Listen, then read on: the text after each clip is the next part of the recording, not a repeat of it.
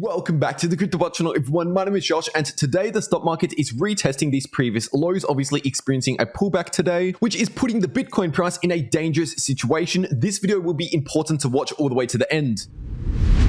First of all, let's talk about what's happening with this bullish divergence here on the 12-hour Bitcoin charts. We could invalidate this bullish divergence pattern if we close below 37,000 and if the RSI forms a lower low. And if that invalidation actually happens, so once again, if we form a lower low in the RSI or break below 37,000 with the next candle close, then in that scenario, we could see an increase in bearish momentum, because obviously over the past few weeks, we've actually seen a slight decrease in bearish momentum. If you're simply looking at the overall bearish trends that we've been forming since the beginning of April, pretty much, you can clearly see that in the first couple of weeks of this bearish trend, we saw a lot more bearish momentum compared to the last few weeks where this bearish trend has lost some of that bearish momentum and we flattened out a little bit. And obviously the reduced bearish momentum over the past few weeks has been revealed to us in the RSI and the MACD, because obviously we've been seeing that bullish divergence, which means a lack in bearish momentum. And we have also seen a very flat MACD. If you're looking in the histogram, almost no momentum to either direction in that indicator, which is why I said if this bullish divergence invalidates,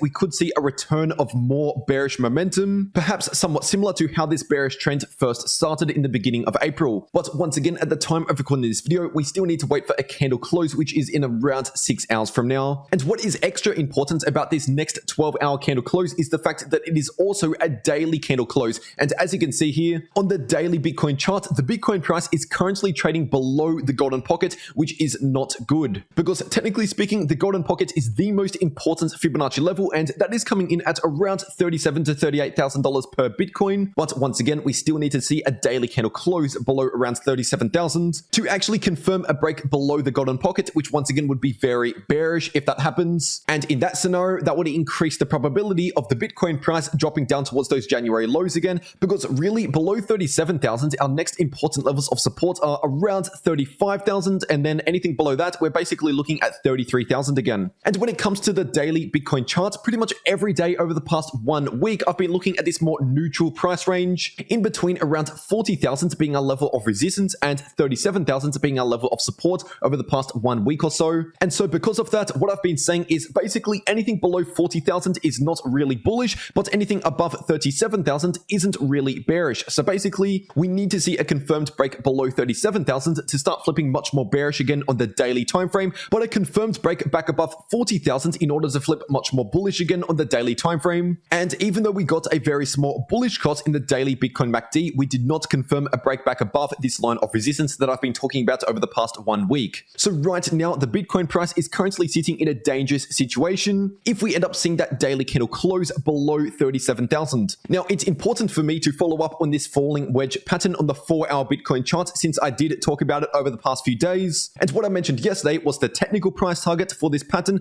point of resistance to pay attention to, and the point of invalidation. So of course, the technical price target for a falling wedge pattern is at the top of the wedge, which was sitting at around 42,500. And as for the resistance I've been talking about over the past few days, once again, that $40,000 level of resistance is strong resistance for Bitcoin, and that is pretty much exactly where the Bitcoin price turned around at. And the point of invalidation was at 38,000. I mentioned if we break back below 38,000, that would invalidate this pattern. So now obviously that has happened. So this pattern is now invalidated, and this breakout was essentially a fake out because we fell short of the technical price target. And it's situations like these which are the reason why I keep a stop loss on pretty much every single trade that I take. So for example, if I entered a long position at this breakout right here with a technical price target in mind at 42,500, the moment the Bitcoin price started pumping and breaking out here, I'd move my stop loss either at break even or slightly into profit. So if we ever see a fake out like this, I can still make money on that trade if I've moved my stop loss into profits. And now giving you a quick update on the US stock market today. This right here is the Nasdaq 100 index on the daily time frame, and obviously yesterday was a very green day after that Fed meeting, and that was to be expected the moment we heard the Fed raised interest rates by 50 basis points, because that was what everyone was already expecting, and that was pretty much already priced into the market. But I must admit, a lot of people, myself included, were not expecting a pullback of this size immediately after the Fed meeting, simply based on what we saw in the previous Fed meeting back in March, because back in March we got the rate hike that everyone was expecting, so that that was pretty much already priced into the market, and so because of that, we actually saw some more bullish price action over the next 1 to 2 weeks or so,